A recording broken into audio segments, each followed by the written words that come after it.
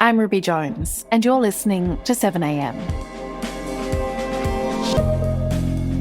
Kate Jinx watches hundreds of films every year for her job programming feature films at the Melbourne International Film Festival, and because she loves them.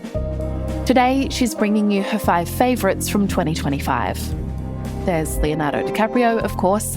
There's also heists, collaborative theatre as film, PTSD but funny, and there's porridge.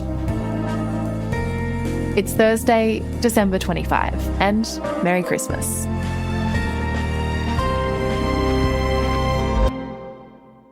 Kate, welcome to 7am. Thank you so much for coming on the show. Hey, thanks for having me. All right, movies of the year. Let's kick things off. What is first on your list? Okay, the first one is Paul Thomas Anderson's film One Battle After Another, which I'm sure is topping like every single list at the moment.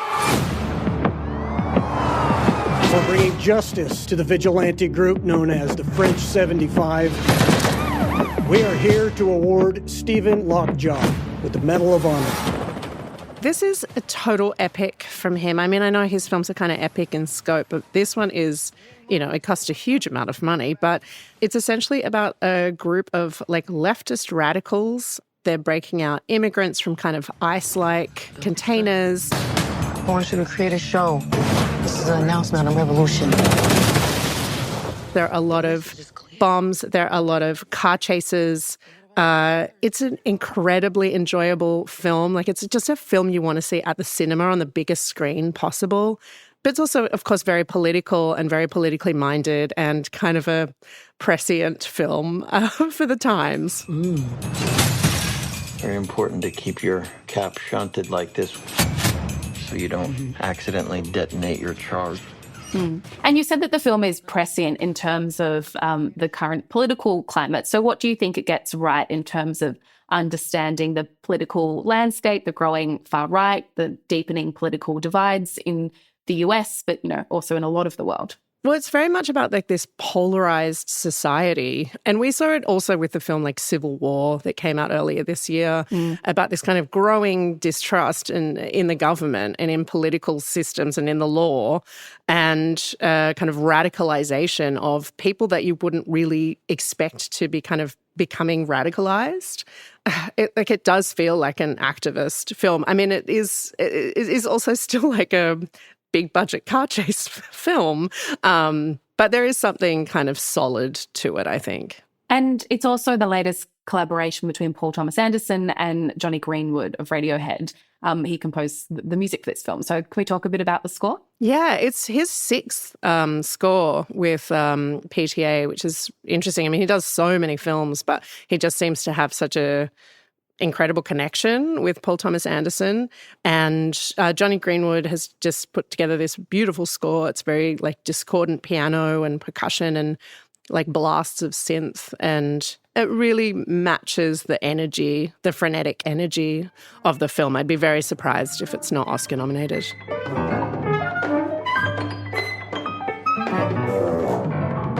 All right, let's move on. What is your second pick? The second one is The Mastermind, the new Kelly Reichardt film, which actually has quite a lot of connection to One Battle After Another. You wouldn't think that, a Kelly Reichardt film, she makes kind of these pretty intimate, small, low-key films generally. I love her work so much. And this is a heist film. It's set in the early 70s, but it is also about this growing kind of despondency and like political apathy. You don't look like cops. Say, James, we've been told that you're mixed up in this robbery. I sure don't know how you got down this road. You got the wrong idea. I'm afraid you got... It's set against the backdrop of, the expansion of the Vietnam War and protests on campus in the States. But at its core, the film is about a man who is kind of this middle-class guy who just manages to skate through life. He's played by Josh O'Connor, and he becomes quite obsessed with these paintings in the local art gallery, like a large museum, and he puts together a heist with a couple of guys who should not be doing this kind of work. So what we see is this like very hapless guy on the lam attempting to evade capture. It's a big life-changing opportunity for me. But I'd have to rent a workspace and purchase tools, which I don't have. That sort of thing. And this is real? Mom, it's real. Somewhat coincidentally, I'm sure, being released in the context of the recent actual heist at the Louvre. Yeah, if only it was as meticulously planned as that Louvre heist. And what I wish had come out of the Louvre situation is that it had really made everyone rush to see the mastermind at the cinema. And sadly, I don't think it did, but it should have. It should have. Yeah. So the box office draw was just 1.4 million, despite a lot of very good reviews. So what to make of that? It is kind of a small film. I don't think people are ever really rushing out to Kelly Reichardt films at the cinema. They should be. She makes beautiful films. It's hard to market a film like this. And with films going straight to streaming, I think that is, just a rising issue. I mean, people still are going to the cinema. I'm never going to say cinema is dead because it just keeps coming back. In some ways, you would think that this one, might be kind of more that way inclined purely because it's a heist film. Heist films are fun. People like to go out and watch them. So how does this film sit, I suppose, within that canon? I mean, look, it's the most hapless heist you've ever seen, but it's very funny. It's no like Rafifi, it's no Le Cercle Rouge, it's not even like Ocean's 11, but it's probably my favourite. Coming up, a debut director and a cult favourite.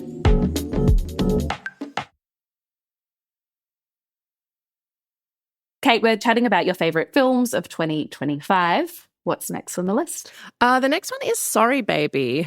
It's by Eva Victor and it's their directorial debut. And they wrote, directed, starred in it. Really impressive for someone who has only made like kind of to camera pieces like on their phone. That's kind of what Eva Victor came up during COVID times of like making these front facing camera videos that were very funny and put them on Twitter. And now they've got this like film that played at Cannes. What are you up to this fine evening? I was wondering, do you have like stuff that makes a fire? Why do you need it? My friends and I were gonna make like hot dogs. Hot dog sounds good.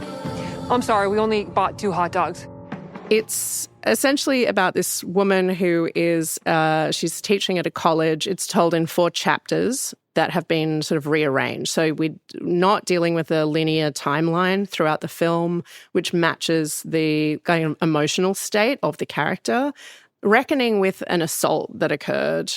They were assaulted by a trusted individual during their time as an undergrad on campus and have now become like a professor. I know this is hard to talk about. It doesn't feel that you know that. We know what you're going through. We are women. What? At the same time, it is a very funny film. It's a beautifully funny, tender film. That is a very hard line to walk, though, between comedy and that kind of content, about sexual assault and PTSD. But you think it kind of manages to, move between those kinds of emotional poles? Yeah, I really do. And I think the reason why I've put it into my top 4 of the year is it's not because it is just the best film that came out. It's that Eva Victor has taken something that's discussed so much in kind of print media and on screen and in television. I see hundreds and hundreds of films all the time. And I see a lot of films about this kind of subject. But when something like this comes along, it's like, oh, there are new ways of telling these stories. There are these really authentic ways of telling these stories that you might not want to be hearing about anymore. You might not want to be seeing anymore. But it is a kind of deeply affecting film. Ms. Ward. What? When I asked who has been a victim of a crime, did you raise your hand? No, I realized I shouldn't share it, so. You're unable to share the crime? It is frankly my worst nightmare to have to tell this whole room of strangers about the thing that happened to me. So that is the reasoning as to why I did not decide to continue having my hand raised. Thank you. Okay, and so your 4th pick is from a cult favourite director. Yeah, this one is Mike Leigh's film Hard Truths. I adored this film. I really love Mike Leigh's films, but this one is his best film in quite a long time. She's rude, man. I've been harassed by people all day. I'm sick to death of it. It stars Marianne Jean-Baptiste, who was in his film Secrets and Lies from 1996. And I think she did like the score for another film of his, Career Girls. And she plays this ultimate sourpuss. Her name is Pansy. She is a woman who is just like moving through the world, having like problems with everyone. Like she can't go to the grocery store. She can't buy furniture without like absolutely letting it rip. And she can't go to the dentist without saying something hideous to the dentist. Married to this husband who is kind of beaten down essentially by her extreme depression and anxiety. I'm really selling this film, aren't I? Well, this is the thing. I mean, it's like hard if a film is amazing with an unlikable main character. Like, how do you kind of get past that and start to enjoy whatever the particular beauty of this film is? I know, like it's in the title. People. Can't stand them. Cheerful, grinning people. But she has this sister who is like full of light and love and has these two daughters who are just like every scene with them is just absolute joy. Like it's beautiful to witness. And like that is how the film works because we are not constantly stuck in Pansy's world. Like we see that something else exists and could exist for her as well because it's her family. And the filmmaker John Waters included it in a recent like best of films.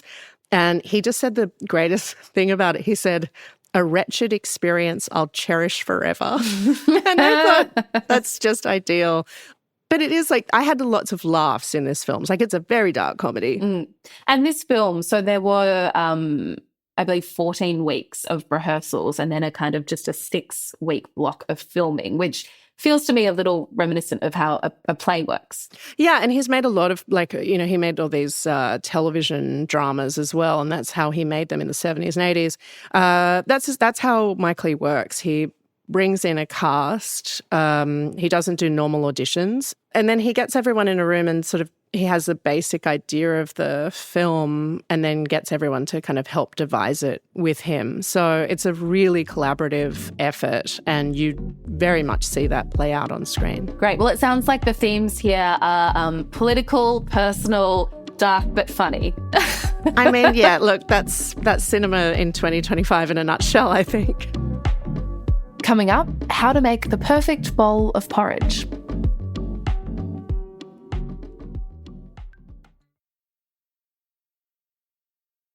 And there's an honourable mention, Kate. Tell me about your final pick. There is an Australian documentary I needed to mention. You know, it's a very late contender for end of the year release, but it's called The Golden Spurtle. It's by Konstantin Kosti. It's his first feature doc. He's actually known as an opera director, and he really brings that drama to this film, which is a documentary about a porridge making competition that is on in the Scottish Highlands every year. Incredible. 3 ingredients. Water, oatmeal and salt. How hard can it be? The most perfect rounded bowl of porridge is a marriage of all these 3 things together. He and his team followed a couple of different contenders in this porridge making competition. And it's very beautiful because it's, you know, we see a lot of competition documentaries and this one is sort of elevates that because it's gorgeously shot. The cinematography is beautiful. But we also meet this, like all of the inhabitants of this very small town of Carbridge in the Highlands. And so we meet the people who live there and who kind of are propping up this porridge making competition. You know, Christopher Guest could never. And what oats will you be using? Why would I want to tell you? Other people would get to know. It's just a really warm film to watch. And if you love kind of just looking at the Scottish landscape, you can also just go in for that. You don't even need to love porridge. Well, I do love porridge, and I would love to know what makes a world champion-worthy porridge. Yes, well, you'll have to wait and see. Do you use your own bore water? That's what one guy brings in. These people are really intense about their porridge. Well, thank you so much for chatting with me about it all. Thanks so much.